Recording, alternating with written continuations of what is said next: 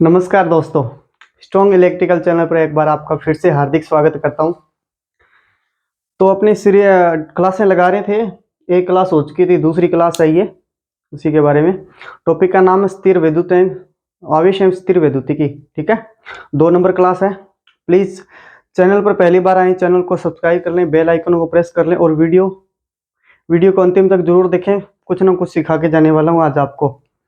और एक बात और को आप मुझे बता देता हूँ, वीडियो के डिस्क्रिप्शन में हमारे टेलीग्राम ग्रुप का लिंक मिलेगा आपको। टेलीग्राम ग्रुप को ज्वाइन कीजिए ताकि वहीं पे मैं नोटिफिकेशन कुछ ना कुछ डालता रहता हूँ। टेलीग्राम ग्रुप वीडियो के डिस्क्रिप्शन में आपको सब कुछ मिल जाएगा। ठीक है, तो आज अपनी बात करेंगे आवेश के बारे में। कल हमने पढ़ा था कि आवेश को कैसे उत्पन्न किया जा सकता है। 3 विधियां थी आवेश को उत्पन्न करने की।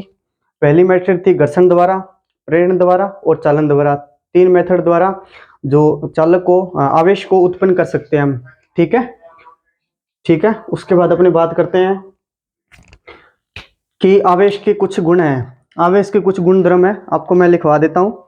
आवेश के कुछ गुण हैं। ठीक है, कल भी मैंने बताया था, ये आपको एक कॉपी ले लें और जितने भी मैं लिखाता जाऊं वो आप नोट करते जाएं, साथ में नोट्स बन जाएंगे, बहुत अच्छी तैयारी हो जाएगी आप लोगों की।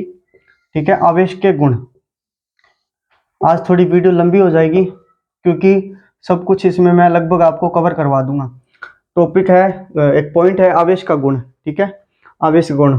गुण क्या है पहला मैं बता देता हूं। आवेश है जो एक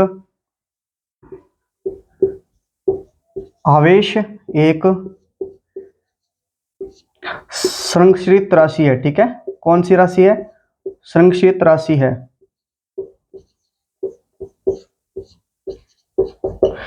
संरक्षित राशि से आप क्या समझते हैं? मान लो आपने एक ऊर्जा संरक्षण का सिद्धांत पढ़ा होगा, है ना। ऊर्जा संरक्षण का सिद्धांत यह कहता है कि न तो ऊर्जा को उत्पन्न कर सकते हैं और न ही ऊर्जा को नष्ट किया जा सकता है।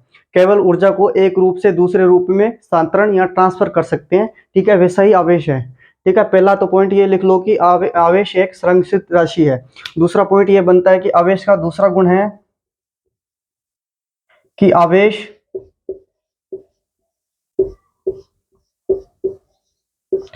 एक योज्य राशि है। कौन सी राशि है? आवेश एक योज्य राशि है। ठीक है, अब योज्य का मतलब आप क्या समझते हैं? योज्य मतलब इसका आवेश का योग कर सकते हैं। ठीक है, मान लो ये कोई पिंड है। ठीक है, ये कोई पिंड है, इसमें एक 3 कूलाम का आवेश है। ठीक है, और एक है +5 कूलाम का आवेश और -3 कूलाम का आवेश है। ठीक है, अब एक योज्य आवेश एक योज्य राशि है, मतलब QT बराबर Q1 प्लस Q2। ठीक है, Q1 कितना है? प्लस का 5 कूलाम आवेश है और प्लस का प्लस आ गया, और माइनस का सेकंड कूलाम कितना है? -3 कूलाम। ठीक है, तो QT बराबर क्या आ गया? प्लस का 2 कूलाम आवेश। ठीक है, इस तरीके से जो आवेश है एक योज्य राशि है। ठीक है, अपन बात करते हैं थर्ड पोजीशन की। थर्ड पोजीशन क्या है? आवेश एक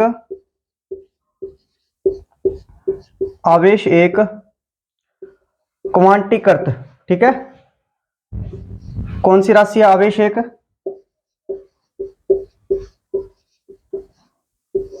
क्वांटीकृत राशि है।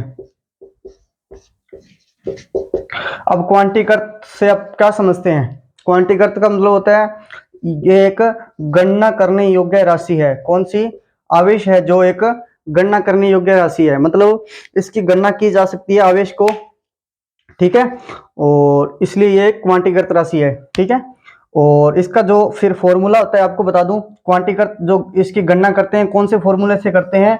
Q बराबर +-NE। ठीक है, Q बराबर बहुत ही मोस्ट इंपोर्टेंट फॉर्मूला है, कई बार एग्जाम के अंदर पूछा गया, इसमें से क्वेश्चन डायरेक्ट पूछता है। ठीक है, अब देखो दोस्तों मैं बता दूं, जो यहाँ पे Q है वो किसको निरूपित करता है?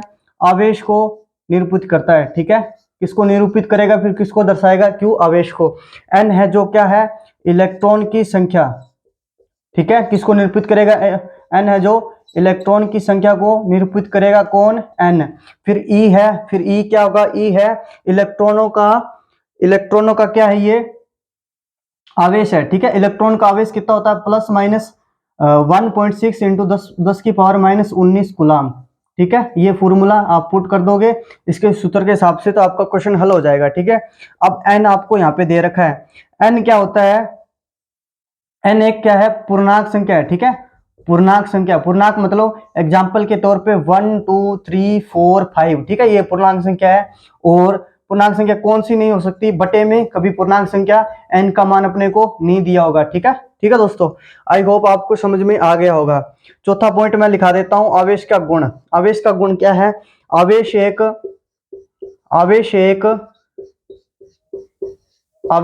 अदिश राशि है। कौन सी राशि है, आवेश एक अदिश राशि है।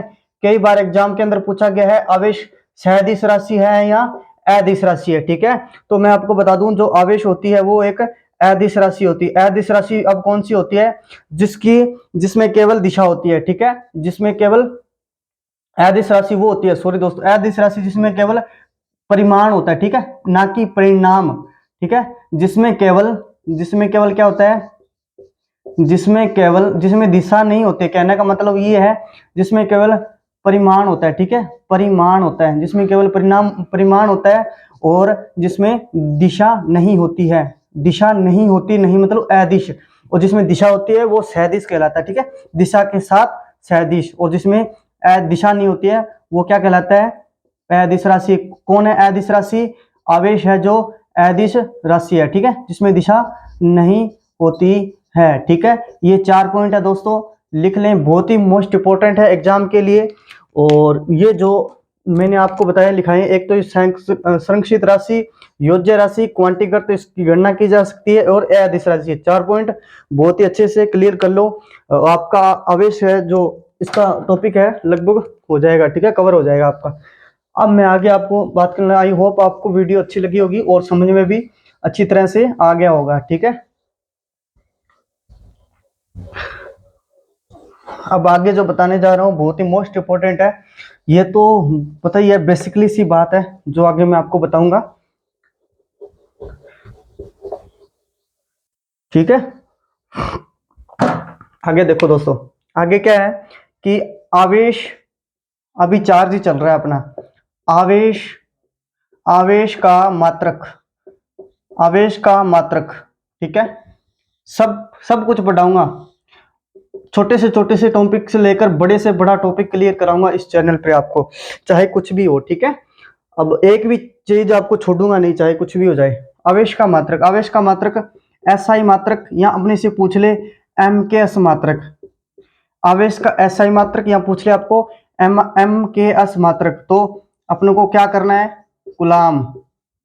ठीक है, आवेश का एसआई मात्रक, एम के एस मात्रक क्या होता है, कूलाम। अब पूछ ले अपने को सीजीएस मात्रक, आवेश का सीजीएस मात्रक क्या होता है, तो आवेश का सीजीएस मात्रक क्या होता है, ई एस यू। ठीक है, क्या होता है आवेश का सीजीएस मात्रक, ई एस यू। ठीक है, अब जो भी बच्चे ये वीडियो देख रहे हैं, यहां तक जिसने वीडियो देखी है, जो सबसे पहले कमेंट करेगा मैं उसको कमेंट को पिन कर दूंगा। ठीक है, मेरे को ये बता दो कि ई एस यू होती है, उसकी फुल फॉर्म क्या होती है। ठीक है, क्या होती है ई एस यू की फुल फॉर्म, जो कि आवेश का सीजीएस मात्रक है। E S U full form बता दो, जो बच्चे कमेंट करेंगे सबसे पहले पिन कर दूंगा। ठीक है, अब 2-4 बातें हैं इसमें और आपको मैं बता देता हूं। ठीक है, फुल फॉर्म लिख लेना, जो बच्चे पढ़ते हैं बहुत ही अच्छी तरीके से उनको तो याद होगा कि ई एस यू क्या चीज है। ठीक है, अब मैं इसको कुछ बता देता हूं आपको, कि अपने को पूछे एक कूलाम बराबर, क्या पूछे, एक कूलाम बराबर, पूछे अपने को कितने ESU होते हैं, तो एक कूलाम बराबर 3 × 10⁹ ESU होते हैं। ठीक है, पहला आंकड़ा तो ये कि एक कूलाम बराबर 3 × 10⁹ ESU होते हैं। सेकंड नंबर कंडीशन आती है, वो कहती है एक, फिर एक ESU के अंदर फिर कूलाम पूछ ले, फिर क्या करेंगे, तो एक ESU बराबर 3 × 10⁻⁻10 कूलाम होते हैं। ठीक है, ये कंडीशन और याद रख लो, ये 2 कंडीशन कई बार एग्जाम के अंदर आ जाती है सीधे डायरेक्ट। ठीक है, आंकड़े हैं, फिक्स आंकड़े हैं। उसके बाद पूछ ले अपने से एक फेराडे बराबर। ठीक है, एक फेराड बराबर अपने से पूछ ले कूलाम कितने होते हैं, तो एक फेराड बराबर 96,500 गुलाम होते हैं, ठीक है। कितने गुलाम होते हैं? 96,500 गुलाम होते हैं एक फेराडे बराबर, ठीक है। और फिर मैं आपको बताऊं ये फेराडे क्या है, ये क्या है, आवेश का, क्या है ये, आवेश का सबसे बड़ा मात्रक। सबसे बड़ा मात्रक कौन है फिर? आवेश का सबसे बड़ा मात्रक कौन है? फेराड, ठीक है। अब पूछ ले फेराडे, पूछ ले एक धारिता की इकाई क्या है फिर? फेराड है, ठीक है। ये फेराडे है, एक फेराडे बराबर 96,000 और एक धारिता की इकाई क्या है? फेराड है, ठीक है। ये इतना कुछ आई होप आपको समझ में आ गया होगा। उसके बाद अपनी बात कर लेते हैं आगे और एक टॉपिक आता है इसी के अंदर है, वो भी इतनी सी बात आपको समझ में आ गई होगी। आगे जो टॉपिक आने वाला बहुत ही मोस्ट इंपोर्टेंट है, कई बार एग्जाम के अंदर पूछा गया, यूपीपीसीएल बड़े सारे एग्जामों में, बहुत बड़े एग्जामों में डायरेक्ट पूछे जाते हैं। मैं आपको बता दूं कि मैं जो थ्योरी करवा रहा हूँ टॉपिक वाइज करवा रहा हूँ, ठीक है। जो जो क्वेश्चन एग्जाम के अंदर आते हैं वही आपको मैं समझाता भी हूँ और साथ में आप थ्योरी भी बना लीजिए, ठीक है। तो मैं आपको बता दूं कि एक नियम आता है जिसमें अपने कहते हैं, क्या कहते हैं अपने? गुलाम का नियम, ठीक है।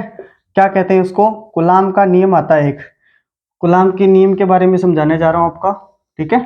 क्या होता है गुलाम का नियम? आपको बता दूं, जैसे ओम का नियम है, किरचॉफ का नियम, ओम का नियम धारा ज्ञात करने के लिए किरचॉफ और करंट वोल्टेज लॉ, फैराडे का विद्युत चुंबकीय प्रेरण, वो उसके अंदर होता है ना, तो इसमें स्थिर वैद्युतिक क्षेत्र के लिए लागू होता है, ठीक है। किसके लिए लागू होता है? स्थिर वैद्युतिक क्षेत्र के लिए लागू होता है। तो आपको बता दूं जो गुलाम का नियम होता है यह सीधा एग्जाम के अंदर काफी बार पूछा जा चुका है। यह स्थिर वैद्युतिक क्षेत्र के लिए लागू होता है। किसके लिए लागू होता है? स्थिर वैद्युतिक क्षेत्र के लिए लागू होता है, ठीक है। ये लिख लेना, नोट कर लेना, कौन से क्षेत्र के लिए? स्थिर वैद्युतिकी। अब इसके साथ ही एक और मैं आपको समझा देता हूं। एक आता है अपना कौन सा नियम? एक आता है गुरुत्वाकर्षण का नियम, ठीक है। गुरुत्वाकर्षण, एक आता अपना गुरुत्वाकर्षण का नियम।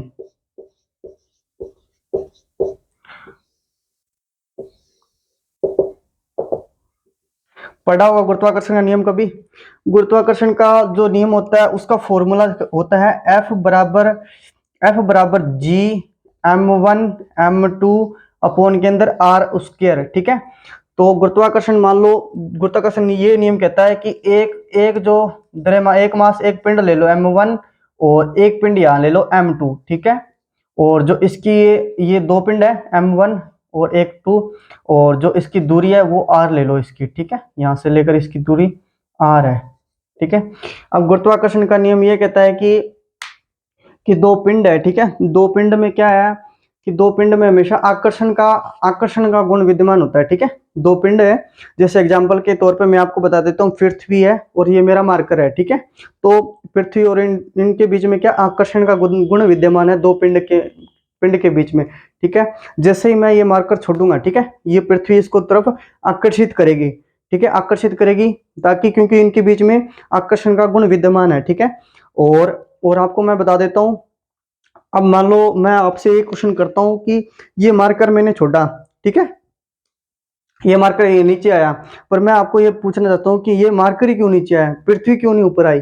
क्योंकि, ठीक है, तो मैं आपको बता दूं इसका रीजन है कि जो पृथ्वी का द्रव्यमान है वो इसकी अपेक्षा बहुत ज्यादा है, इसी कारण जो ये मार्कर है वो क्या करता है, आकर्षण करती है, ठीक है। अब मैं आपको बता देता हूँ, जैसे जैसे दूरी बढ़ती जाएगी, ठीक है, जैसे जैसे जैसे मतलब यहाँ है तो ज्यादा ज्यादा खींचेगी और यहाँ है तो पृथ्वी आकर्षण इसका कम होता जाएगा। जैसे वायुमंडल के अंदर आपने कई बार सोर्स वीडियो के अंदर देखी होंगी, इन्होंने वायुयान होते हैं, उसमें क्या एक वीडियो मैंने देखी थी, उसमें तो मतलब एक पता नहीं कौन था, तो उसमें ऐसे पेन लेके और स्याही उसने यहाँ से निकाली, तो जो वो स्याही है वो जैसे निकली थी वैसे ही रहेगी थी, ठीक है, जैसे निकली थी।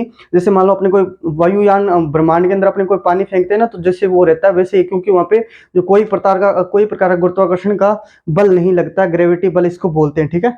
तो ये फॉर्मूला इसके हिसाब से बनता है। जी क्या है यहाँ गुरुत्वीय नियतांक, एम क्या है एक पिंड का एम एक पिंड है, सेकंड पिंड है, और ये इसकी दूरी है, ठीक है, एफ फोर्स है, गुरुत्वाकर्षण का नियम, ठीक है। अब मैं बता दूं ये गुरुत्वाकर्षण नियम और कूलॉम का नियम है जो रिलेटेड है आपस में, ठीक है, इसीलिए मैंने आपको ये पहले समझाया और ये मैं अब समझाने वाला हूँ। ये गुरुत्वाकर्षण का नियम और कूलाम के नियम आपस में रिलेटेड है, ठीक है। ये कूलाम का नियम है ना, ये गुरुत्वाकर्षण नियम पर ही आधारित है, ठीक है। ये भी कई बार एग्जाम के अंदर लाइन पूछी जा सकती है, पूछी जा चुकी है। तो मैं आपको यहाँ पे लिखा दूं, जो कूलाम का नियम है ये गुरुत्वाकर्षण गुरुत्वाकर्षण नियम पर आधारित है, ठीक है, आधारित है, ठीक है। अब इसका जो फॉर्मूला होता है कूलाम का नियम का, वो मैं आपको बता दूं। जो कूलाम का नियम का फॉर्मूला होता है वो होता है F बराबर के Q1। ये क्या है, दो कूलाम है, दो कूलाम बिंदु है, ठीक है। कोई भी, जैसे यहाँ पे ये लिया था ना, पिंड है दो, वैसे ये है, तो यहाँ पे आर स्क्वायर है, ठीक है। ये भी एग्जाम के अंदर काफी बार आ सकता है। एग्जाम के अंदर दो फॉर्मूले हैं, ठीक है, अच्छे से पढ़ लेना इनको। एक ये फॉर्मूला 1 और 2 फॉर्मूला, ठीक है। तो बता दूं आपको, अब देखो के है, इसमें जो समानता है, दोनों फॉर्मूले को अपने कंपेयर कराएं, दोनों फॉर्मूले जो समानता है कौन सी दिखाई दे रही, कि एग्जाम के अंदर पूछ चुका है कि दोनों फॉर्मूले के गुरुत्वाकर्षण नियम का जो सूत्र और कूलाम के नियम का जो सूत्र है उसमें क्या समानता है। तो समानता देखो, यहाँ पे के है और यहाँ पे जी है, और यहाँ पे Q1 Q2, यहाँ पे M1 M2। समानता क्या है, आर स्क्वायर इसमें भी है, आर स्क्वायर उसमें भी है, वर्ग के व्युत्क्रमानुपाती यही है, वर्ग के व्युत्क्रमानुपाती यहाँ है, ठीक है। तो क्या है, जो दूरी है बीच की वो क्या है, वर्ग के व्युत्क्रमानुपाती है दोनों के, ठीक है। ये कुछ है, और के यहाँ पे क्या है, नियतांक है, ठीक है। के यहाँ पे नियतांक है। के की कहानी सब बताऊंगा आपको आगे आने वाला, एक बार ये रेज करूंगा, क्योंकि सब कुछ आपको ये फॉर्मूला आ गया ना, यही फॉर्मूला मैं आगे लिखूंगा, ठीक है। अब आगे यही फॉर्मूला लिखूंगा, सब कुछ समझाऊंगा आपको। वीडियो तक बने रहे अंतिम तक। आई होप ये कूलाम के नियम आपको समझ में आ गया होगा। गुरुत्वाकर्षण के नियम पर ही आधारित है ये फॉर्मूला, तभी मैंने गुरुत्वाकर्षण नियम पहले समझाया, ताकि आपको कूलाम का नियम भी समझ में आ जाए, ठीक है। हाँ, अब जो मैंने फॉर्मूला लिखा था कूलाम का नियम का, वो फॉर्मूला था क्या था, F बराबर के Q1 Q2 अपॉन के अंदर आर स्क्वायर। ये फॉर्मूला था ना। के यहाँ पे क्या था, नियतांक, के यहाँ पे क्या था, नियतांक, ठीक है। अब जो कूलाम का नियम है, ठीक है, एक बात पहले आपको मैं बता देता हूँ। कूलाम का नियम मैंने कई बार MCQ में ये क्वेश्चन पूछा था, तो काफी अच्छे बच्चे हैं, उनको तैयारी अच्छी है उनकी। तो कूलाम का नियम है वो किस बात पर निर्भर करता है, ठीक है। कूलाम का नियम है किस बात पर निर्भर करता है, तो कूलाम का नियम है, ये दो आवेश हैं, ठीक है। कूलाम का नियम है जो आवेश के, ठीक है, Q1 और Q2। पहली कंडीशन लिख लो जी, जो कूलाम का नियम है वो आवेशों के बीच की दूरी, ठीक है, आवेशों के गुणनफल के समानुपाती है, ठीक है। आवेशों के, पहले ये लिख लो, गुणनफल के समानुपाती है। क्या है, आवेशों के गुणनफल के समानुपाती है, ठीक है, मतलब गुणनफल के समानुपाती है। सेकंड कंडीशन ये लिख लो, फॉर्मूले के अनुसार जो कूलाम का नियम है वो क्या है, आवेशों के बीच की दूरी, ठीक है, आवेशों के बीच की दूरी के क्या है, समानुपाती नहीं है, वर्ग के व्युत्क्रमानुपाती है, ठीक है। व्युत्क्रमानुपाती कौन, एफ फोर्स, ठीक है, कूलाम का नियम ये आ गया। सेकंड कंडीशन ये ले लो कि एफ इंटू के लिख लो, ठीक है। जो कूलाम का नियम है वो आवेशों के बीच के, सेकंड कंडीशन ले लो, आवेशों के बीच के माध्यम पर क्या करता है, माध्यम पर भी निर्भर करता है, ठीक है। क्या करता है, आवेशों के बीच की दूरी के माध्यम पर भी निर्भर करता है, ठीक है। ये कंडीशन आ गई, कूलाम का नियम इन तीनों चीजों पर डिपेंड करता है, ठीक है। आई होप आपको अच्छी लगेगी वीडियो, तो स्क्रीनशॉट ले लें। कई बार मैंने 2 सेकंड दे दिए आपको, तो एक बार स्क्रीनशॉट ले लीजिएगा, ठीक है। अब मैं आपको जिसकी जो के की पूरी कहानी है ना, वो मैं आपको बताने जा रहा हूँ। अब के की कहानी क्या है, के है क्या यहाँ पर, के फॉर काइट वो वाला नहीं है, के है नियतांक, ठीक है। तो के यहाँ पे क्या नियतांक, ठीक है। के बराबर होता है 1/4 पाई एप्सिलॉन, ठीक है। अब कई बच्चे जो पढ़ रहे होंगे उनको पता लग गया होगा क्या होने वाला है। अब एप्सिलॉन होता है, इसको बोलते हैं विद्युतशीलता। क्या बोलते हैं? विद्युतशीलता। इंग्लिश का क्या नाम है? परमिटिविटी। ठीक है, ये नाम है। ठीक है, क्या नाम है? परमिटिविटी। ठीक है, वो अलग है, वो जो आप सोच रहे हो वो अलग है, ये विद्युतशीलता है। ठीक है, अब देखो दोस्तों, इसका जो इसकी कहानी बता देता हूँ मैं आपको पूरी। ये विद्युतशीलता टॉपिक है एक। ठीक है, तो ये विद्युतशीलता ई बराबर क्या होता है? E dot into E R. ठीक है, ये उसका फॉर्मूला होता है। क्या होता है? फॉर्मूला। ठीक है, अब ये क्या है बता दिया। विद्युतशीलता किस में होती है? फेरेड प्रति मीटर में। ठीक है, फेरेड प्रति मीटर इसका मात्रक होता है। ठीक है, क्या होती है? फेरेड प्रति मीटर। अब ई जीरो है, ई डॉट इसको बोलते हैं, ई जीरो, ये इसको इसको क्या बोलते हैं फिर? ये होती है हवा, हवा या निर्वात की विद्युतशीलता। ठीक है, क्या होती है? हवा या निर्वात की विद्युतशीलता। ठीक है, और हवा व निर्वात के लिए इसको फिर इसका जो मान होता है वो होता है 8, फिक्स आंकड़ा है दोस्तों। ठीक है, बहुत ही फिक्स आंकड़ा, 8.845 इंटू 10⁻⁻12 फेराड प्रति मीटर। ठीक है, क्या होता है? ये फिक्स आंकड़ा है दोस्तों, लिख लेना, बहुत ही मोस्ट इंपॉर्टेंट आंकड़ा। 8.8 हवा निर्वात की विद्युतशीलता का मान 8.84 इंटू 10⁻12 फेराड प्रति मीटर होता है। ठीक है, अब बचा अपने को ई आर। ई आर क्या होता है? सापेक्ष सापेक्ष विद्युतशीलता। सापेक्ष विद्युतशीलता ई आर होती है। ठीक है, इसका जो मात्रक होता है, क्या होता है दोस्तों इसका मात्रक? बताओ, होता है क्या इसका मात्रक? नहीं होता। ठीक है, सही सोच रहे हैं आप। ये क्या है? एक मात्रकहीन राशि है। क्या है? मात्रकहीन राशि है। कौन कौन है? ठीक है, मात्रकहीन राशि है कौन? सापेक्ष विद्युतशीलता। और इसका जो मान होता है, हवा या निर्वात पूछ सकते हैं। हवा या निर्वात के लिए इसका मान होता है जो इकाई होता है। ठीक है, क्या होता है? हवा निर्वात के लिए इसका मान इकाई होता है। ठीक है, अब देखो दोस्तों, मैं इसके बारे में कुछ नोट लिखा रहा हूँ, नोट पॉइंट लिखो। ठीक है, किसके लिए नोट पॉइंट लिखो? सापेक्ष विद्युतशीलता के लिए। नोट पॉइंट ये है कि सापेक्ष विद्युतशीलता का मान, सापेक्ष विद्युतशीलता का मान एक या एक से अधिक हो सकता है। ठीक है, सापेक्षशीलता का मान एक या एक से अधिक हो सकता है, परंतु इसका मान एक, या लिख सकते हैं इकाई से कभी, नोट पॉइंट है, कभी भी कम नहीं हो सकता। ठीक है, आई होप आपको समझ में आ गया। विद्युतशीलता का मान एक या एक से अधिक हो सकता है, लेकिन इकाई से कभी भी कम नहीं होगा। ठीक है, ये बात याद रख लेना कान खोल के। अब देखो दोस्तों, अपनी बात कर रहे थे कि ये आ रहा है विद्युतशीलता, इसको बोलते हैं मात्रकहीन राशि है। अब जो जिसके जिसके मात्रक नहीं होते, मेरे को बता दोगे क्या आप लास्ट में कमेंट करके? इलेक्ट्रिशियन थ्योरी के अंदर किस किस के मात्रक नहीं होते? कमेंट करके बताना। ठीक है, और वीडियो को शेयर जरूर कर दें यार। आपको जैसे आप शेयर करते हो ना, व्यूज बढ़ते हैं ना, ऐसे लगता है यार हाँ मेरे बच्चे हैं, दोस्त हैं मेरी हेल्प कर रहे हैं। अब देखो दोस्तों, अपने को ये फॉर्मूला था के नियतांक। ठीक है, वहां से अपने निकाला था।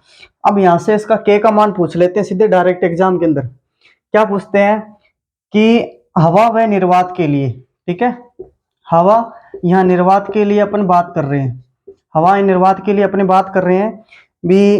अगर हवा निर्वात के लिए फिर ई क्या कर, ई के फॉर्मूला लिखो, ई का लिखो। ठीक है, ई का मान रखो, ई जीरो का मान हवा निर्वात के लिए क्या है? इकाई है। ठीक है, कोई लोड नहीं है, एक इंटू एक गुणा करने से कोई फायदा नहीं है। ठीक है, अब बात करी ई जीरो ई डॉट की।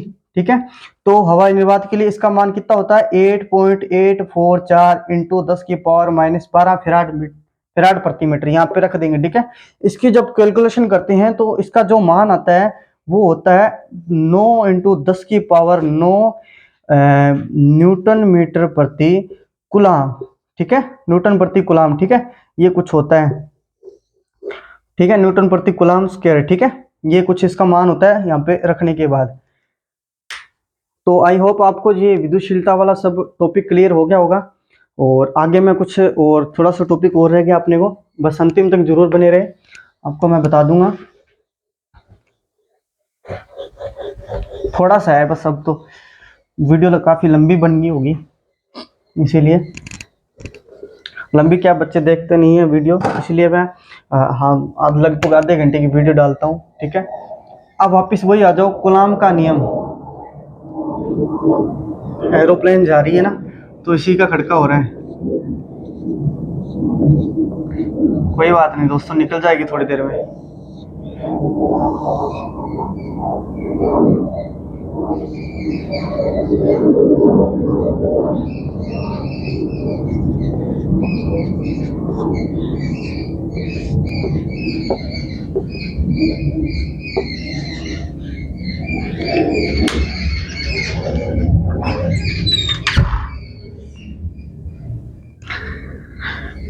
आई होप भी अब आवाज बंद होगी, जो जहाज का जा रही थी ऊपर से निकल के, ठीक है।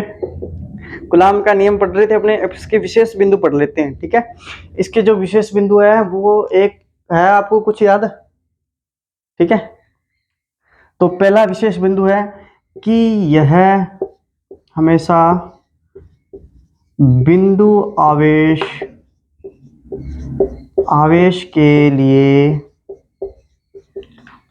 के लिए लागू होता है, ये विशेष बिंदु है, ठीक है, कि कूलाम का नियम विशेष बिंदु क्या है, यह बिंदु आवेश के लिए लागू होता है, ठीक है। पॉइंट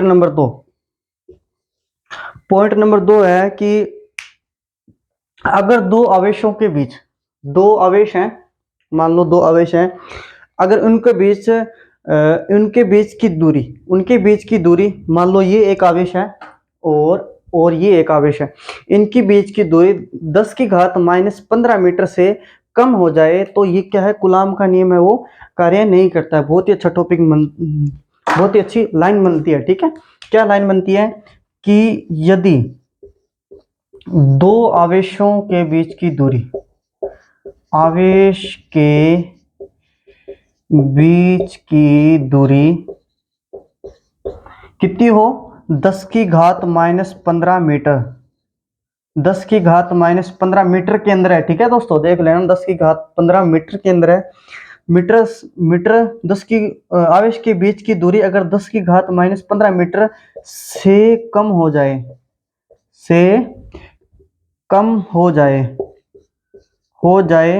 तो क्या, तो कौन सा नियम कार्य नहीं करता है, कूलाम का नियम है जो वर्क नहीं करता है, ठीक है। इसका रीजन क्या है, इसका रीजन है, कारण लिख लो दोस्तों, कारण क्या है, नाभिकीय बल, ठीक है। कौन सा बल, फिर नाभिकीय बल कार्य करने लग जाता है, ठीक है। नाभिकीय बल के कारण,